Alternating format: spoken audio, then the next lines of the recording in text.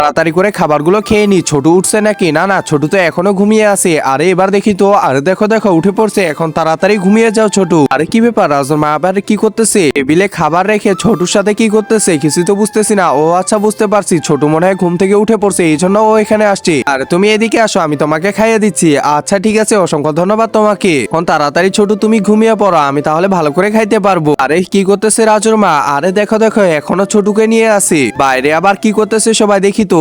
আরে বা, এখানে তো অনেক সুন্দর একটা দোলনা আছে। এই যে রিমি শুনতেছো, বাইরে অনেক সুন্দর দোলনা আছে, চলো আমরা ওখানে যাব।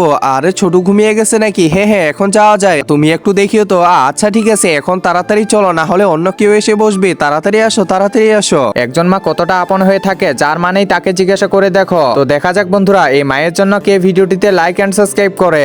আর যারা মাকে ভালোবাসো না, তারা ভিডিওটি থেকে দূরে থাকো। এই যে দেখো কত সুন্দর দোলনা, এখানে বসে পড়ো। আমি বসে পড়ছি, এখন তুমি বসে পড়ো। আচ্ছা ঠিক আছে।